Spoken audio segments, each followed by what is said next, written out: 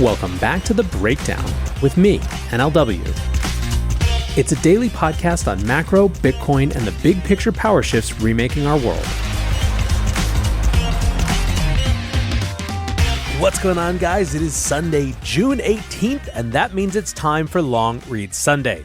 Before we get into that, however, if you are enjoying The Breakdown, please go subscribe to it, give it a rating, give it a review, or if you want to dive deeper into the conversation, come join us on the Breakers Discord. You can find a link in the show notes or go to bit.ly/breakdownpod. Hello, friends. Welcome back to The Breakdown. Earlier this week, I tweeted something that a lot of people are feeling, but not a lot of people are necessarily saying. That tweet read, "Behind the scenes, the crypto industry is a bleeping catastrophe right now. Layoffs everywhere, budget reductions, delayed plans everywhere. We will overcome it, but the sheer magnitude of the damage done by bad actors and the subsequent overcompensatory regulators is unreal."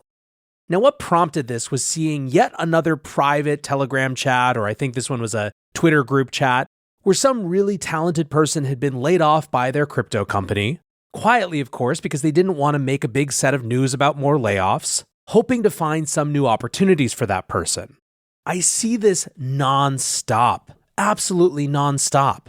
And there is so much blame to go around, so much to be reasonably frustrated about. Today's Long Read Sunday is about one of those things to be frustrated about. It's by Dr. Paul Dylan-Ennis and is called The Memecoin Grift and How It Threatens Ethereum Culture.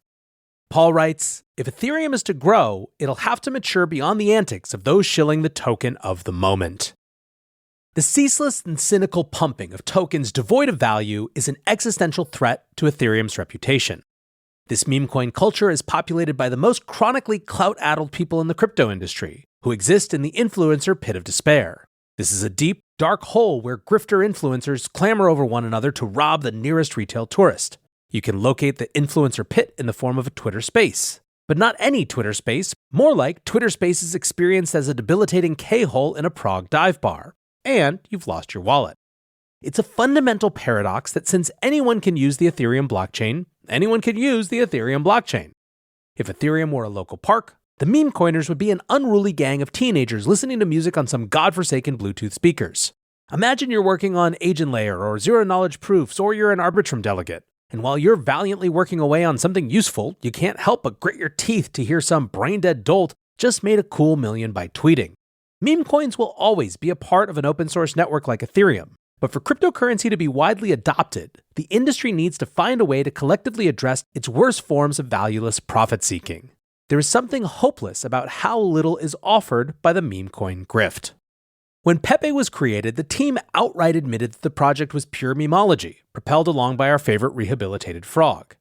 There is, at this stage in the industry cycle, something quite empty about returning to the meme well, eking out a living as bottom feeders on some anon team's LARP. It's mindless algorithmic churn, like we invented the wheel but only used it to go in circles. And those spaces, my word. Memecoin spaces seem to be required by law to have the most obnoxiously loud host for no apparent reason. At least 3 of the speakers sporting equally terrible NFT investments as their PFPs will admit to several misdemeanors over the course of an hour. At least 75% of the audience has bought something from Supreme and made a loss on it. Before you feel bad, let's remember what the influencer pit does. It sucks in retail investors, selling them on the concept that financial nihilism is the truth. It contributes to the idea that blockchain or crypto or Web3 is merely about speculation. It stipulates your only option in life is to hustle fast enough and hope you don't end up as fodder for a CoffeeZilla video. The latest trend is painfully banal. It's such a lowbrow grift I'm embarrassed to even write about it. Influencer grifters, often double-dipping from prior shilling of meme coins, will simply post an Ethereum address and ask people to send ETH to it. One can only hope the IRS does not ENS. The wink and nod in this scam is the explicit promise of no return. You would, and I mean this quite literally, be just as well setting fire to your physical wallet than sending a transaction like this.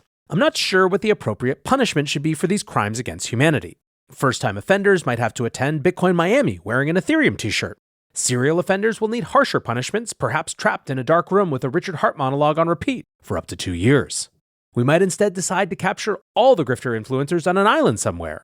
Perhaps we could create a fake conference and then create a DAO whose only purpose is to ensure no flight ever leaves, spending treasury funds on bribing the islanders to distract the influencers with shiny objects. There is a real problem here. Influencer grifters tell us up front, you will get nothing and you will be happy. But underlying is a much darker message. We can do nothing. This is the paradox of permissionlessness intrinsic to blockchain communities. Permissionlessness is a red line, non-negotiable topic in Ethereum culture. Without wishing to get all esoteric, if you lost the property of permissionlessness, you wouldn't have Ethereum at all. With technical solutions verboten, this leaves us with only social options. Imagine Ethereum as a cosmopolitan city. It has its municipal hall of developers, organizers, and researchers.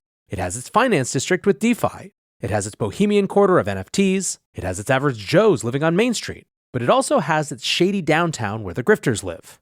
Downtown is not as bad as Skid Row, where you'll probably find people plotting to social engineer Bored Ape owners. Like any city, you can silo yourself in safe areas and hope the police might deal with it. Except in Ethereum, there are no police. In a decentralized, permissionless culture, there is nobody who can sanction you like the law might in real life. Of course, governments can outside Ethereum. This means that you have to create an atmosphere, a cultural context where the message of long-term regen culture overshadows short-term degen culture, relegating it to an immature phase. The regens are those within Ethereum culture dedicated to ensuring the technology does not generate negative externalities, but instead positively impact society over the long term. How do we, in the words of Gitcoin founder Kevin Owocki, funnel more Ethereans into regen than degen? Here I advocate for something a little unorthodox. I believe Ethereum should introduce a citizens' assembly.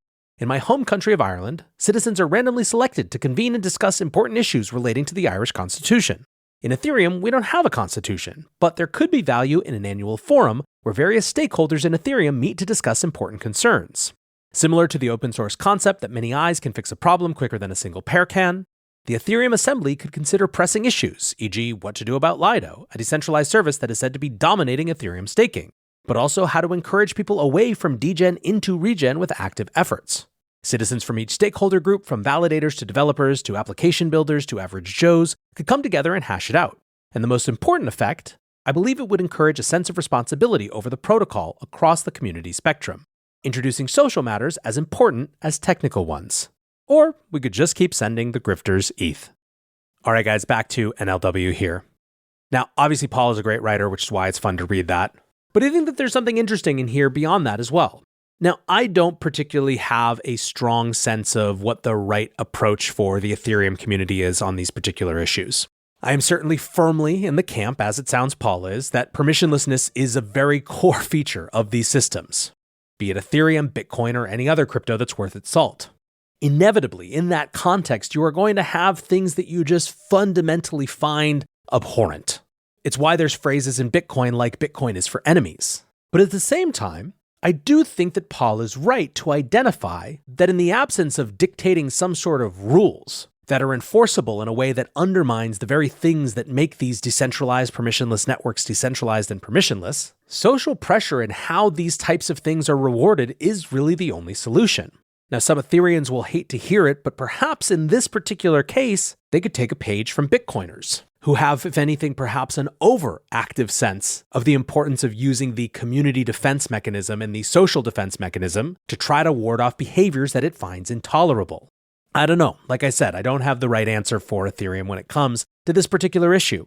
What I do know, more broadly, is that each cycle around this time, in the bottom, we find ourselves presented with a choice. That choice is to internalize hard lessons from the last time around, to try to think and act differently, to try to not reward and incentivize the worst excesses or bad behaviors from before, or to ignore all of that and just look forward to brighter days.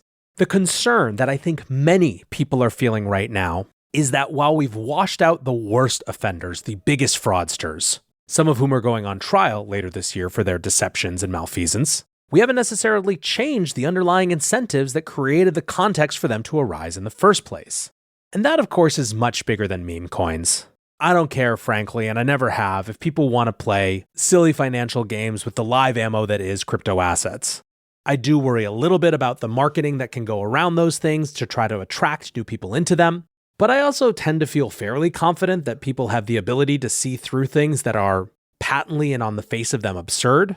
So again, to reinforce, this isn't really about Memecoins per se. The broader question to ask, I think, is what type of space we want this to be. when the money starts flowing back? Because you know it will. I don't even have the answer to that question, but I kind of think that just the fact of asking it means we're likely to do at least a little bit better than the last time around. Anyways, guys, some fun food for thought on your Sunday. I hope you are having a great weekend, and I appreciate you listening as always. Until next time, be safe and take care of each other. Peace.